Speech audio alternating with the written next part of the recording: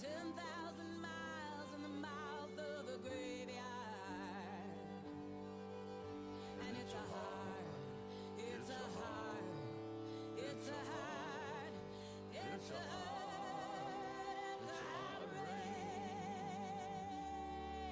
gonna fall.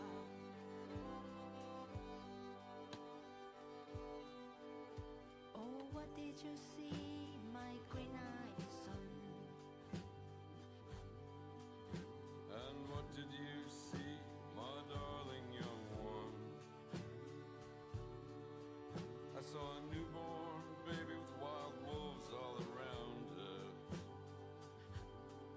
I saw a highway of diamonds with nobody on it. I saw a black branch with blood that kept dripping. I saw a room full of men with their hammers a-bleeding. I saw a white ladder all covered with water. I saw 10,000 talkers whose tongues were all broken. I saw guns and sharp swords in the hands of young children. And it's a hard, it's a hard, it's a hard, and it's a hard, it's a hard rain's gonna fall.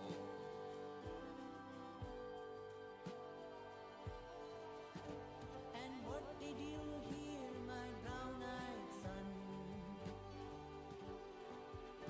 And what did you hear, my darling young one? I heard the sound of a thunder that roared out warning. I heard the roar of a wave that could drown a whole world. I had 100 drummers whose hands were blazing. I heard 10,000 whispering and nobody listening. I had one person's thought, I had many people laughing. I heard the song of a poet who died in the gutter. I heard the sound of a clown who cried in the alley. It's a hard, it's a hard, it's a hard, it's a hard rains are gonna fall.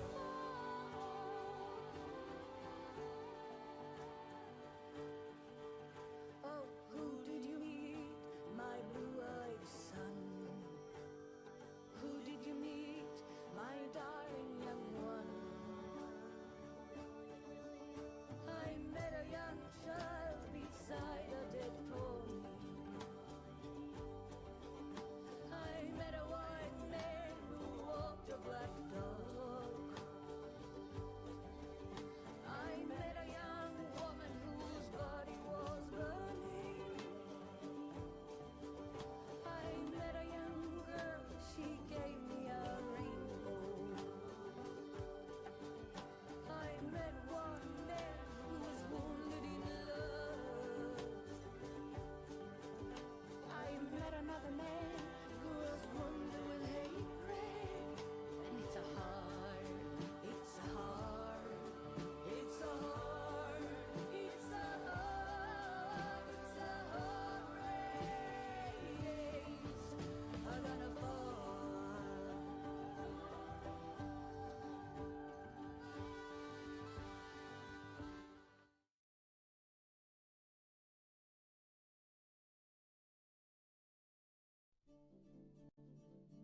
The Bulletin of the Atomic Scientist is a publication founded by Manhattan Project scientists. They understood that the technology that they had just created, the new age that they had really started, would necessitate a broad public conversation about the military, political, scientific, ethical issues that this new technology had created. I used to think about the bulletin as, because of the name of atomic scientists, it was about nuclear war. But since 2007, the bulletin has included climate change as a threat to our well-being.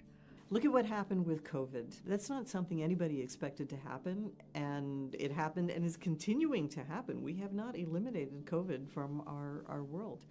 So we don't have a choice at the bulletin but to include the biological risk in our calculus of the doomsday clock. The doomsday clock symbolizes the risk to humanity from the collection of dangerous technologies and activities that humans are responsible for. Using the clock, the bulletin's able to inform the public about the nature of the threats facing humanity and to encourage them to actually get more involved, to take action, and to be aware of whether or not we're moving closer to or farther away from our own destruction. Last year, the bulletin set the doomsday clock at 89 seconds to midnight, the closest to disaster it's ever been.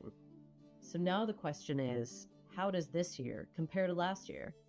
So the deliberations of the Science and Security Board that set the doomsday clock every year are pretty intense. In the past, it's often been quite complicated and hard to come up with the movement of the clock in a defined time. We didn't have those challenges this year.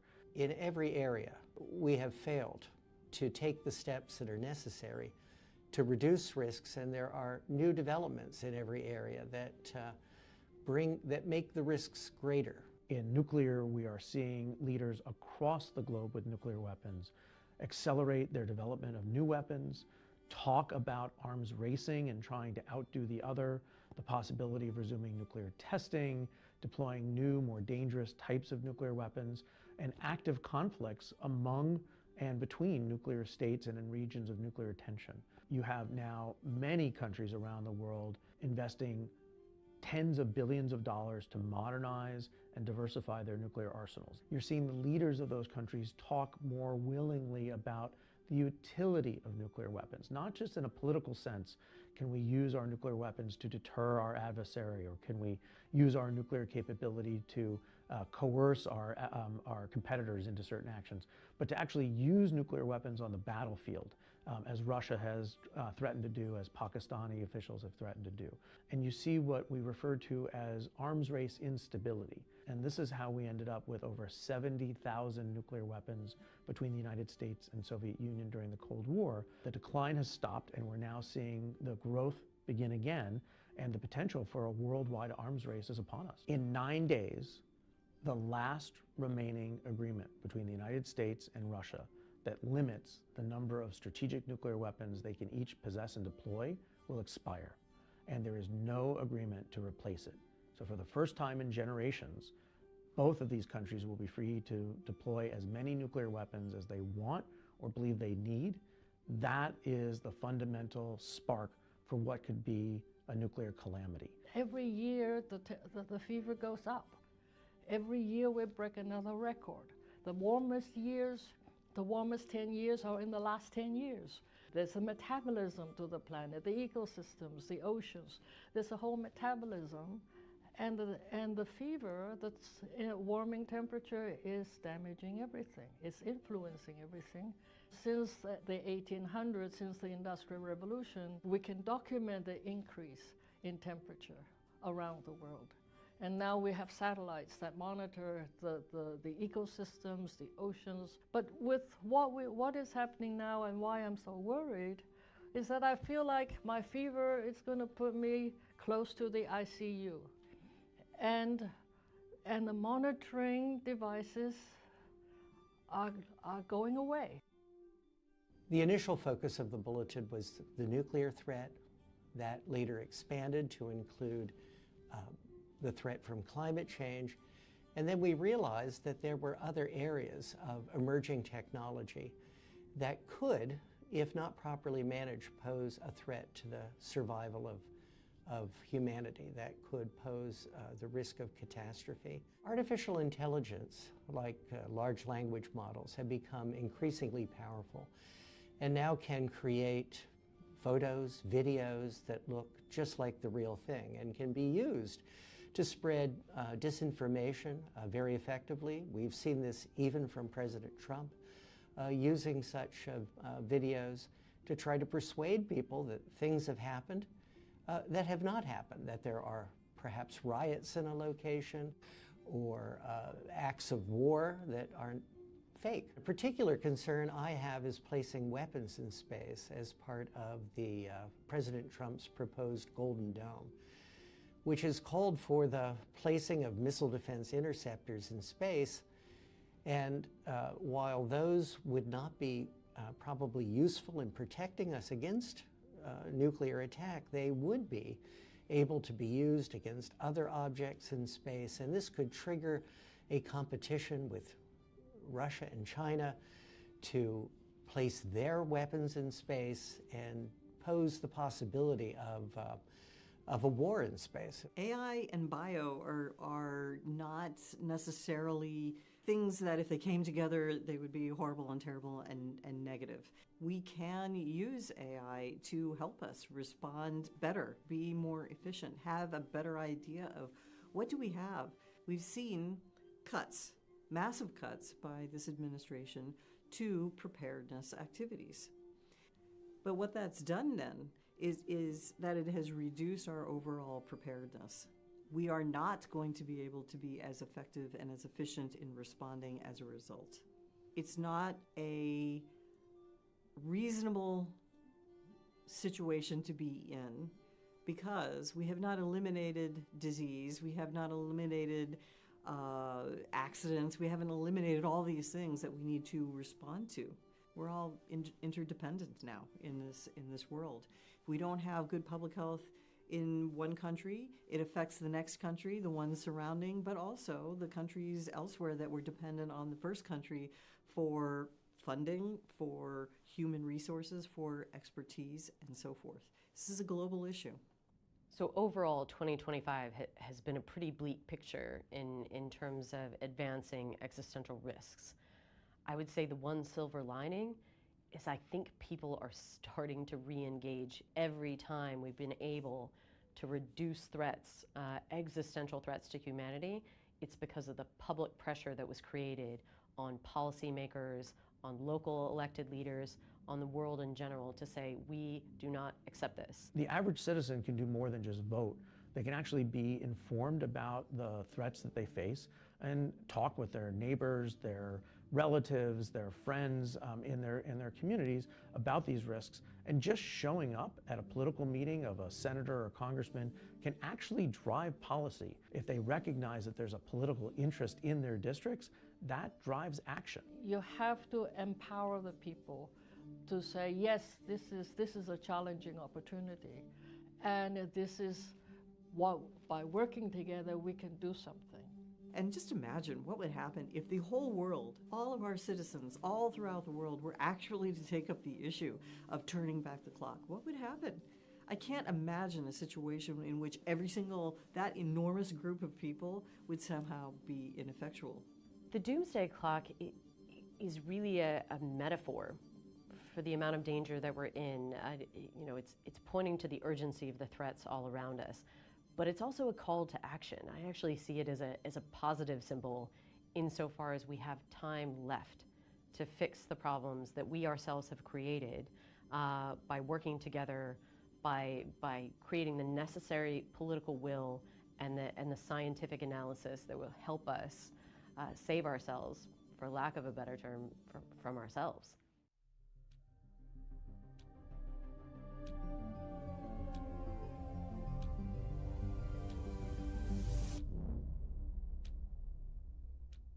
Thank you for joining us today. My name is Alexandra Bell, and I am the President and CEO of the Bulletin of the Atomic Scientists. It is the determination of the Bulletin's Science and Security Board that humanity has not made sufficient progress on the existential risks that endanger us all. We thus move the clock forward. The doomsday clock is a tool for communicating how close we are to destroying the world with technologies of our own making. The risks we face from nuclear weapons, climate change, and disruptive technologies are all growing. Every second counts, and we are running out of time. It is a hard truth, but this is our reality.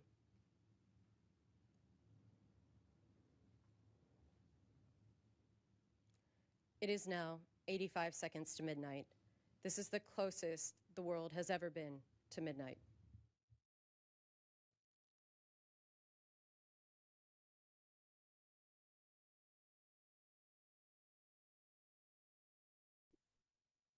Thank you for being with us today. My name is Daniel Holtz, and I serve as chair of the Science and Security Board of the Bulletin of the Atomic Scientists.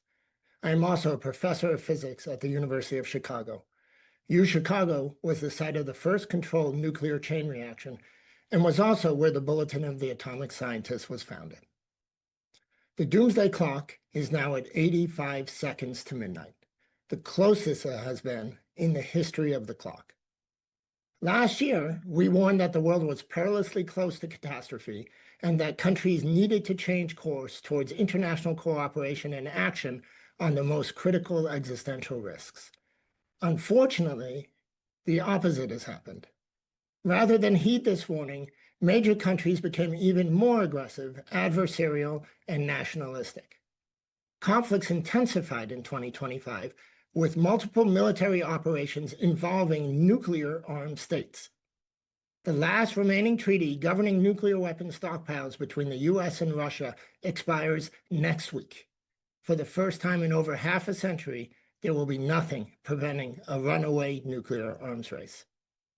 On climate change, the assault on the environment has, if anything, escalated. Atmospheric carbon dioxide and global sea levels have reached record highs. Droughts, fires, floods, and storms continue to intensify and become more erratic, and this will only get worse. Grave dangers persist in the life sciences, particularly in emerging areas such as the development of synthetic mirror life. Despite repeated warnings from scientists worldwide, the international community has no coordinated plan, and the world remains unprepared for potentially devastating biological threats. AI is a significant and accelerating disruptive technology.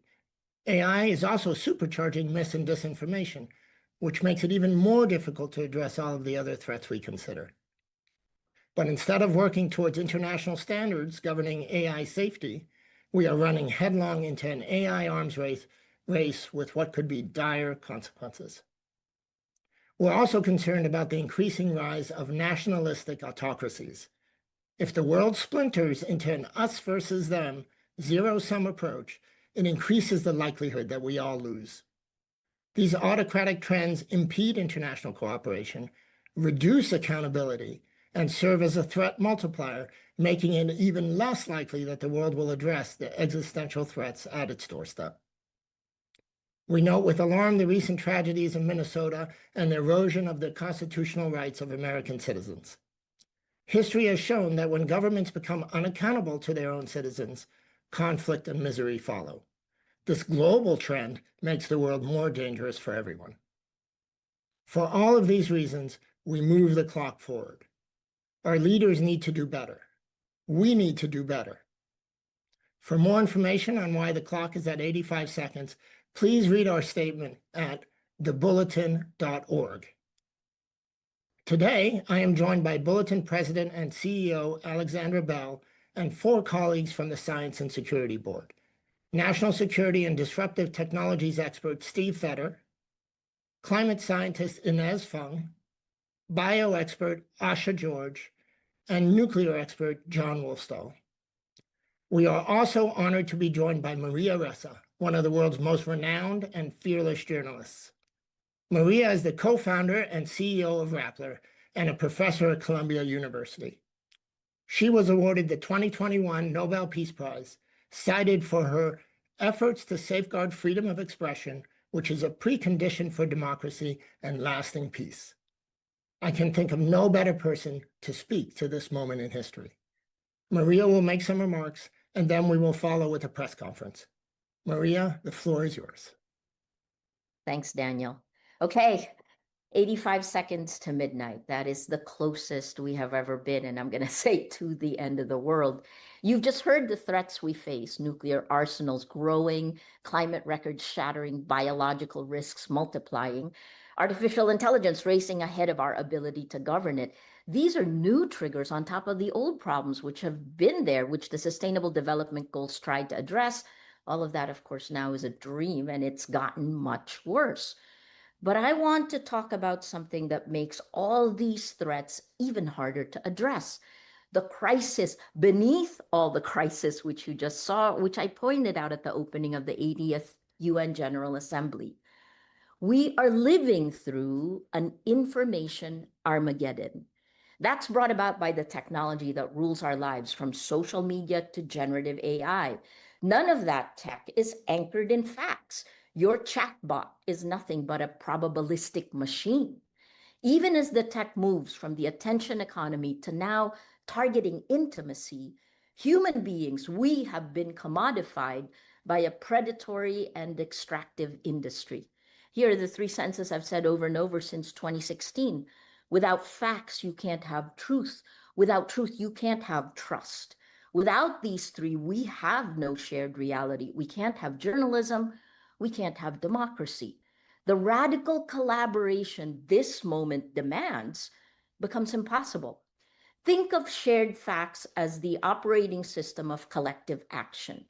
Democracy runs on it. Diplomacy runs on it. Science runs on it. You corrupt that operating system, and every application fails. Climate negotiations fail. Arms control fails. Pandemic response fails. Not because we lack solutions, but because we can no longer agree on the problems. And the operating system has been corrupted deliberately, systematically, for profit. The platforms that mediate our information were built on an extractive and predatory model. They turned our attention into a commodity and our outrage into their business model. At the Nobel lecture, I called it toxic sludge. This brings out the worst of humanity. They don't connect us, they divide us. And in that division, they've enabled the collapse of cooperation and the rise of illiberal leaders who exploit chaos. As of last year, VDEM pointed out that 72% of the world is now under authoritarian rule. In my country, the Philippines, we lived through this. Disinformation enabled a brutal drug war. It attacked journalists. When I was first arrested in 2019, our top newspaper's headline adapted the Martin Niemöller quote, right? The headline was, "First, they came for the journalists.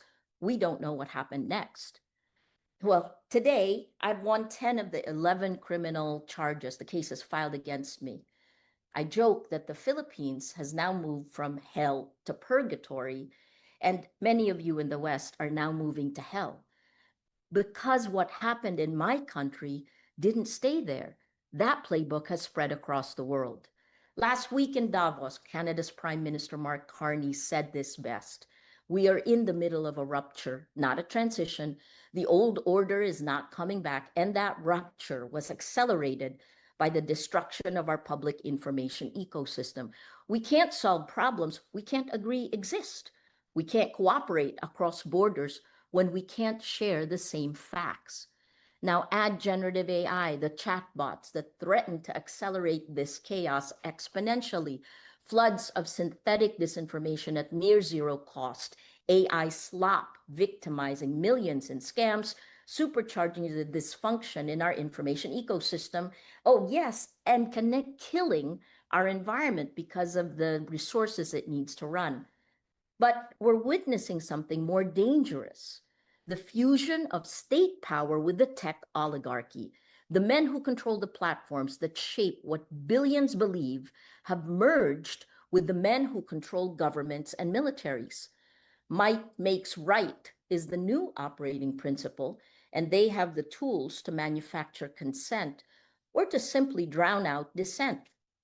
Just last week, the Nerve released research on how controlling the information ecosystem cements power. The title is Narrative Warfare and the Breakdown of Reality. It showed how in less than a year, what started as a meme became state policy and then kinetic reality in Venezuela. It shows a three-stage funnel. Narrative warfare fragments the shared reality, enabling the dismantling of institutions, clearing the path for corruption and kleptocracy. What happened in Venezuela? Greenland threatened, Minneapolis militarized, wars multiplying, not ending. This is what becomes possible when the battle for information integrity is lost. And while this happens, the clock keeps ticking. Nuclear arsenals grow while arms control collapses. Climate records shatter while the US wages war on renewable energy. The very cooperation we need to survive on AI, on pandemics, on the planet becomes impossible. 85 seconds to midnight. It is ticking, but it can be turned back. Can't leave you depressed. Now is the time to act, right? We need technology platforms redesigned around human rights, not engagement metrics.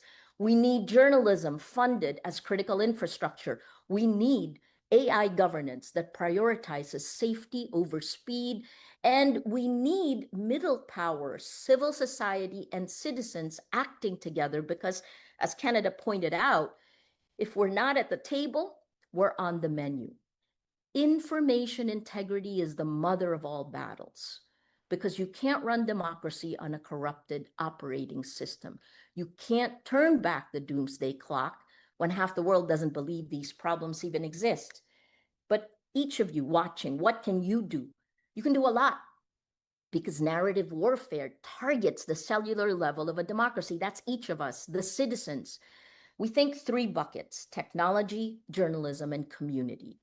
We need to demand better from these extractive and predatory tech companies and join public interest tech like our Matrix Protocol chat app. It's open source, federated, end-to-end encrypted.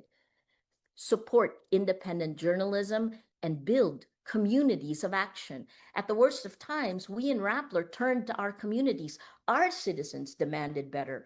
And today, the reporting of journalists in the Philippines, working with civil society, has helped put our former president, the guy who tried to put me in jail, Rodrigo Duterte, he's now in jail at The Hague, facing charges of crimes against humanity. It took a whole of society approach. The destruction has happened. We're standing on the rubble of the world that was. Now it's time to create, to build the world we want that is more compassionate, more equal, more sustainable. 85 seconds to midnight. You know, the question now is not whether we can, the question is whether you will. What are you willing to sacrifice for the truth? Because the time to act is now. Thank you.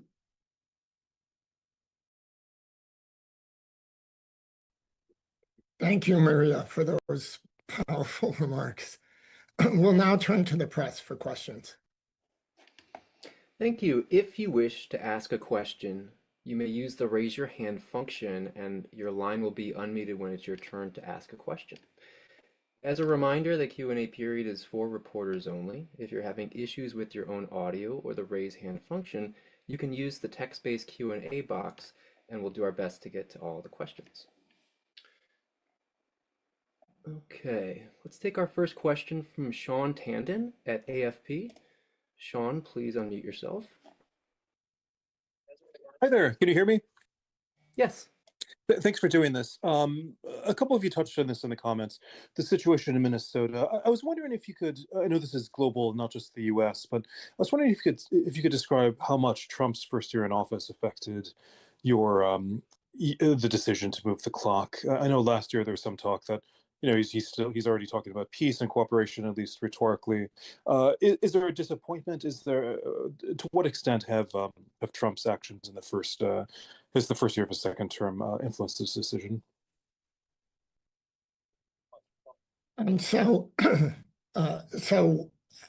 As we've discussed, there are many things that go into the setting of the clock, many different issues.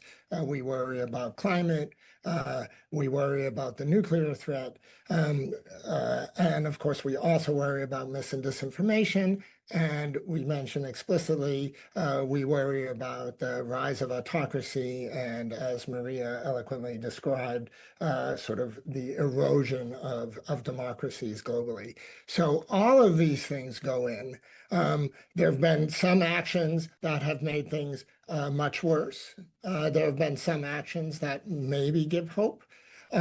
What we do is we kind of combine all of these things. We don't divide it into what has this person said or done and how does that now. We look at it holistically and then make our assessment. So it's hard to, point at any one thing and say this was responsible for 1.3 seconds. Instead, we really try to capture the full sense of the world. And in our assessment, the full sense is bad. We're now jumping 4 seconds, which is a large jump, to 85 seconds, which is the closest it's been ever. So the main message is we should be worried, but there are many things that can be done that would turn back the clock. This is a fundamentally optimistic exercise. The whole point of this is there are ways to turn back the clock. We need to band together and take those actions. It's in all of our interests to do so. Great. Let's Daniel, take our next. Oh, sorry. Daniel, Go if ahead. I might add, I think in terms of specific actions that we've seen from President Trump, he's repeated humanity, and that's rhetoric that we can get behind. The problem is that rhetoric has not matched actions at all. He is, in fact, actively frittering away half a century worth of arms control efforts to keep stability between the two largest nuclear armed nations in the world. He's been attacking the tools and technologies that can help us manage climate change, attacking science and academia, the very people who will help us find these solutions. So obviously, actions of this administration have affected the clock, but the doomsday clock is about global risks. And what we've seen around the world is an egregious failure in leadership. No matter the government, a shift towards neo-imperialism, an Orwellian approach to governance will only serve to push the clock towards midnight. Great. And just taking a question that seems like a good follow-up in the Q&A box. How would the Trump administration actually go about negotiating a new deal with Russia to maintain current nuclear limits or further reduce both countries' nuclear weapons? John? Sure. So I don't want to make it sound like this is simple, but this is a piece of low-hanging fruit that the Trump administration should have seized months ago. Vladimir Putin, president of Russia, said that it would be a good idea for the United States and Russia to extend the limits under New START, which would allow each country no more than 1,550 nuclear weapons. Trump at the time says, sounds like a good idea. And then there was no staff work. There was nobody tasked to actually go and talk to the Russians about this. When Vladimir Putin and Trump met in Alaska, it didn't even come up. So to be frank, they could agree tomorrow. They could pick up the phone and say, let's just agree politically, we will keep this number and we will exchange data every 6 months as we did under the New START treaty until Russia stopped complying in 2023 to give our intelligence communities the means to verify that information. That would be a basic requirement to move this in the right direction, and it could be done today. Then there are people in the United States government, some of whom haven't been fired, who know how to negotiate these agreements, who know how to verify these agreements, and they should be sent to tasked to work with the Russians every single day until we come up with a new text. It could be at 1,500 weapons, it could be at 1,200 weapons, it could be at 1,700 weapons, but there needs to be some predictability in how many weapons the United States and Russia will deploy, and then to begin to engage China on the same thing. The reality is, under multiple administrations before Trump, this was the daily work of government and national security, and under Donald Trump, it has ceased. There are no smart people dedicated to protecting the United States working this problem, engaged with our adversaries to try to reduce this danger. And that's what has to change. Great, let's take our next question from the Q&A box. How big of a concern are nuclear weapons in space and a military space race? Steve, you want to take that one? Yes, well, I do think this is a serious concern. And there's rapid technological change in space. The US is now launching more satellites every week than we launched every year 20 years ago. Some of those satellites, like Starlink, are being used to support military operations, such as operations in Ukraine. Russia and China have taken notice of that and have talked about how they might disable those satellites as the first act or an early act of war. And because there are so many Starlink satellites, perhaps one of the only ways to disable the whole constellation would be with a nuclear explosion. These concerns also relate to Golden Dome and President Trump's plan to put interceptors in space. That's another case where many thousands of interceptors would be needed, and Russia or China might counter that deployment by stationing nuclear weapons in orbit, by using nuclear weapons in space. So I do think this is a serious concern that has to be confronted. Okay, let's move along to our next question. It's from Barnaby Naburka from the Interwire News Agency. Barnaby, go ahead and unmute yourself. Barnaby, we can't hear you yet. Can you hear me? Yes, we can hear you now. Thank you. Hello, everybody. I have a question regarding autonomous weapon systems. The next generation of fighter jets, tanks, and vessels are being manufactured with a similar technology to what we've seen with drones. So it's not just in terms of navigation and target acquisition, but even firing now is possible via artificial intelligence on board these weapon systems. And now I'd like to ask if the board is concerned by this trend and if they feel that the delegation of firing to algorithms is a potential risk with nuclear weapons now being involved. The short answer is definitely yes, we're concerned. Maybe Steve, do you want to give a longer answer? Well, the concerns about the reliability and transparency and the understandability of AI algorithms is well known, well identified, and that's particularly acute when the US, China, and other countries are racing to incorporate algorithms into autonomous weapons that would use these algorithms to automatically identify and target forces on the ground. And rather than try to impose some guardrails on this, countries are rather racing to develop and deploy these capabilities. So I think we do have to be very concerned about their reliability, trustworthiness in actual use. Thank you. Let's go to our next question from the Q&A box. With the U.S. leaving the Paris Agreement, how do you expect the collaboration against climate change to shift? Inez. I think I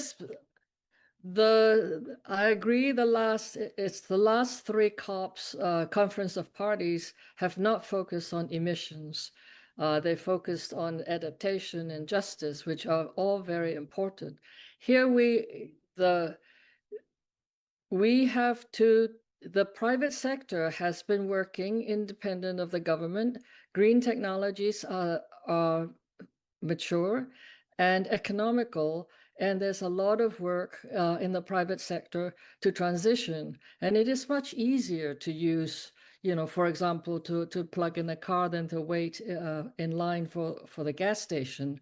So there's lots of things that are happening which will drive the government into action.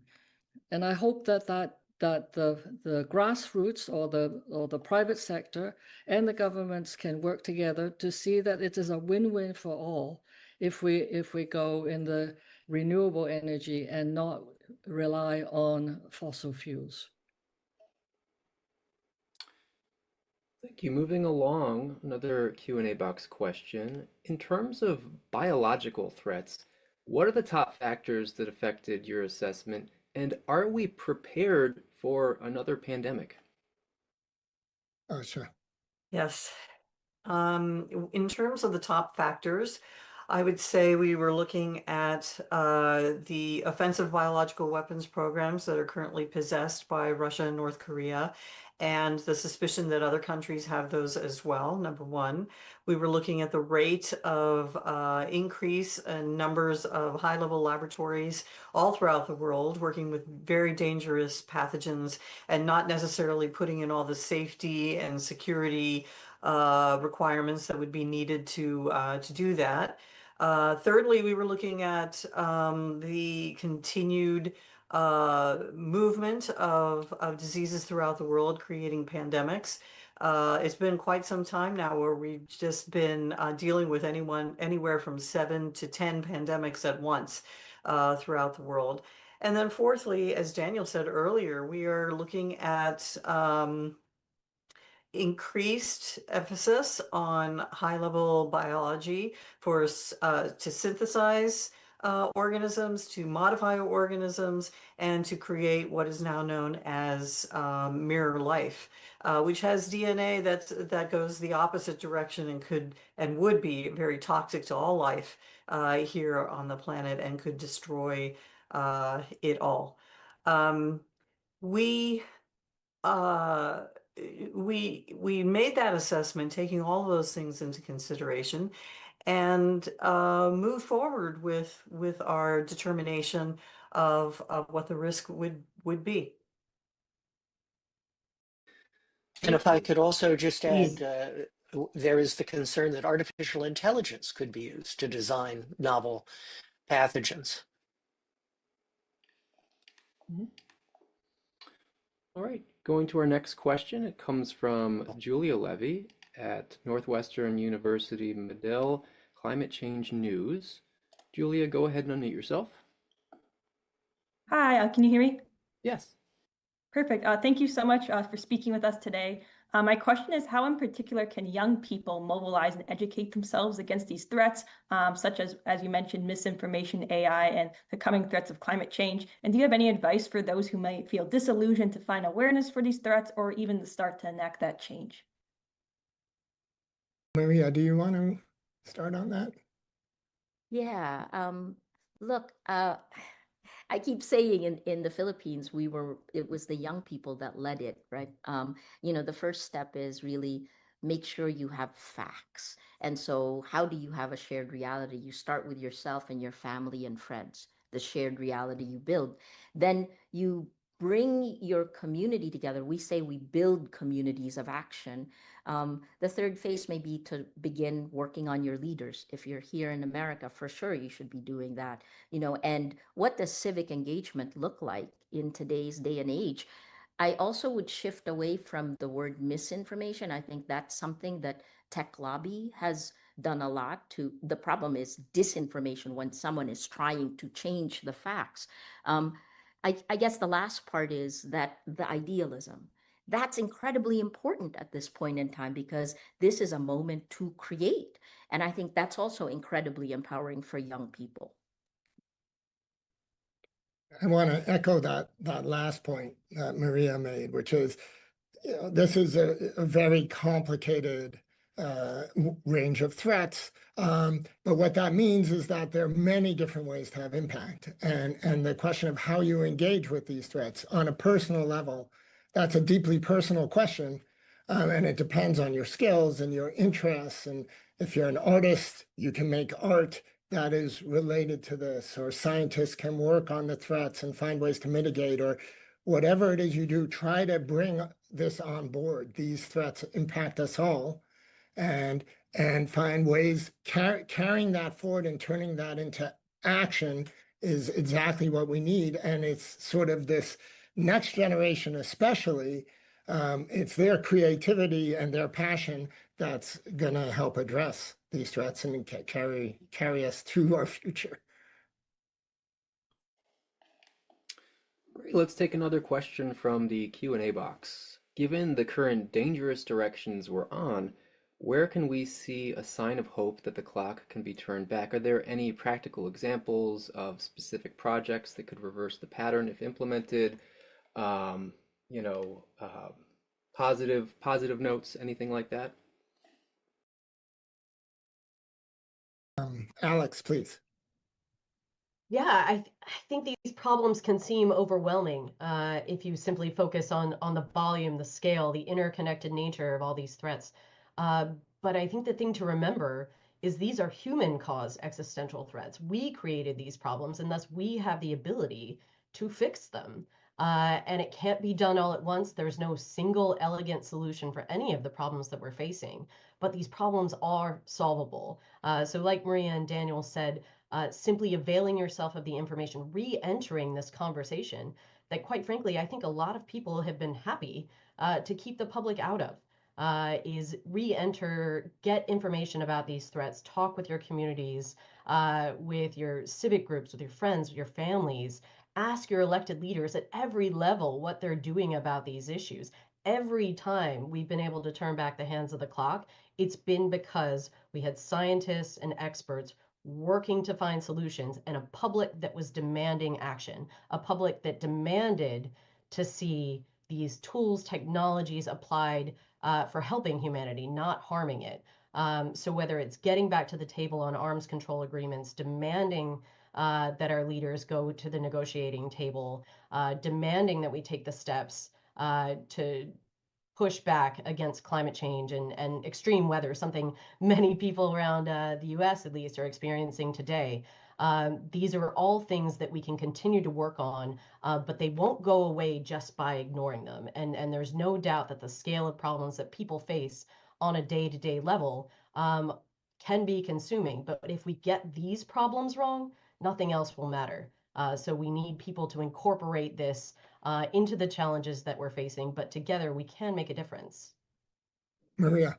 Yeah, I think there are many success stories on every single one, but one of the things we need to realize is that our public information ecosystem will not give it to you. You have to actively create your shared reality so you find the facts. So you heard from the scientists here and the experts of the Bulletin of Atomic Scientists, but beyond that, once you have the shared reality, then you can act together. That's important for any democracy, right? And I'll use us as an example in the Philippines. By all intents and purposes, I should probably be in jail, right? Rappler should have been shut down. Our lawyers told us in 2016 we were crazy to keep doing our jobs, but we did. I think the last part we haven't really mentioned is values, right? Remember the shared values we have that brought us all together, that created this peaceful world. And then you move forward on that. So look, our shared reality in the Philippines, right? We now have the man who had brutally killed maybe tens of thousands of people. He was arrested in March last year. Rodrigo Duterte is in jail at The Hague waiting for a trial for crimes against humanity. And that is journalists working with civil society. Thank you, everybody. We probably have time for just one final question before we go to closing remarks from our speakers. Let's take this from the Q&A box. Today is actually National Day of Remembrance for Downwinders in the United States and the 75th anniversary of the first atmospheric nuclear test at the Nevada test site. And last year, the Trump administration floated the idea of restarting nuclear testing. What effect would that decision have on the doomsday clock? John. So we don't get into the business of predicting if the government does this or if that person does that, then the clock will change this much.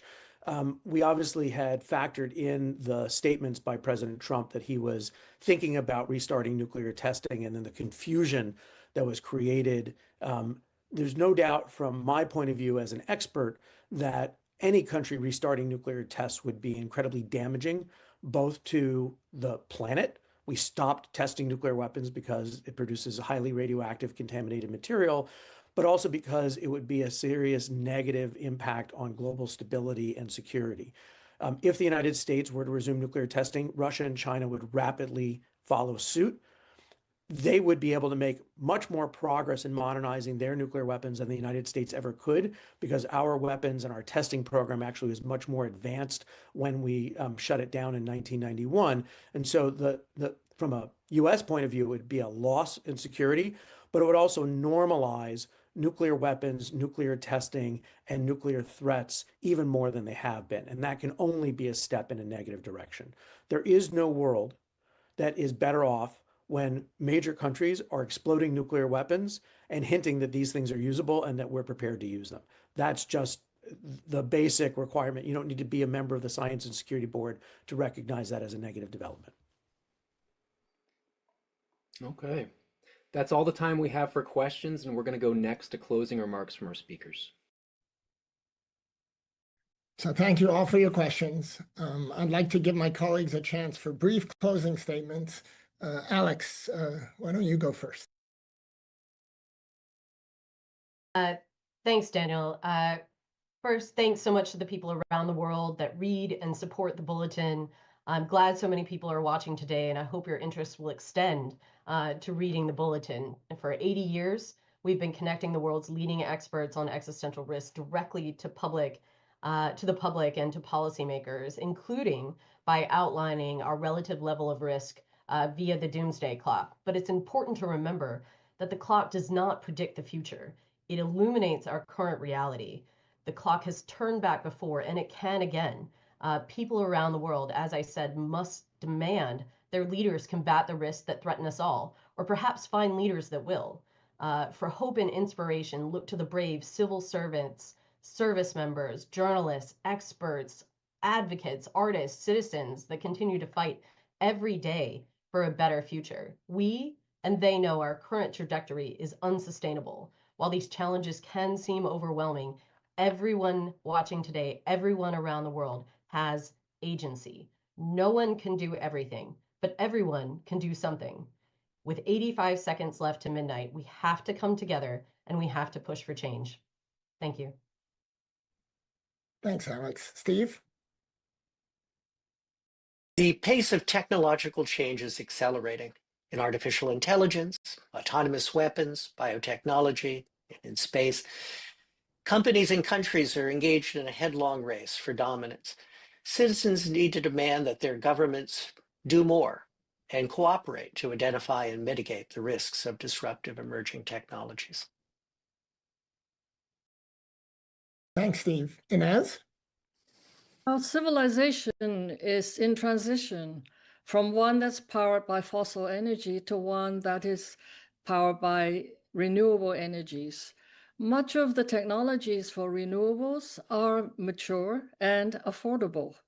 And we just need to fight climate change. Not only do we have to do our own parts, but we need the leadership to work together to implement the solutions on a global scale. Thank you. Thanks, Inez. Asha? Yeah, I would say that just the way disease is pandemic and all around the world, people who can do something about these issues, including disease, are also all around the world. We can do a great deal if we work together and if we figure out what our common areas are of concern. We can shape the global future. We can do that. We do it every single day. We just have to get organized and get on top of it. But it is possible. It is fully possible. We just have to make it a priority and move forward. Thanks, Asha. John? We've talked about how overwhelming all of these threats can seem and how it can lead people just to tune out. Too big a problem. I just can't solve it. The reality is that all of these problems are solvable. These are all human manufactured problems, and we have both the technology and the capability to reverse them if we make a commitment. Just as an example, the United States is going to spend $100 billion this year modernizing and building new nuclear weapons, and we're not going to spend 1/10 of 1% on that in pursuing technologies to verify the elimination of nuclear weapons. My old boss, Joe Biden, used to say, show me your budget and I'll tell you what you care about. We're just not trying. And the people need to demand that the public effort, that the government's efforts are sufficient to address the threats that we face. Thanks, John. Maria? Information integrity, knowing the difference between fact and fiction, that is the mother of all battles. Shared facts are the operating system of collective action, and that system has been corrupted. The threats you heard today, nuclear, climate, biological, technological, none of this can be solved by nations running on separate, incompatible realities. So we fix the operating system and we restore the possibility of cooperation. That is where hope lives. That's where my hope lives. That's where we must fight. Thanks, Maria. The doomsday clock is now the closest it has ever been to midnight. That is the bad news. The good news is that we are fully capable of turning back the clock. The clock has moved away from midnight in the past, and it could and must do so again in the future. The tools needed to reduce these existential threats exist. What we lack is international cooperation, political courage, and a global citizen call to action. Every person everywhere has a stake in addressing these threats. To those of you around the world viewing today, let's use the coming year to turn back the hands of the doomsday clock. On behalf of the Bulletin of the Atomic Scientists, I thank you all for your time and your attention. We are adjourned.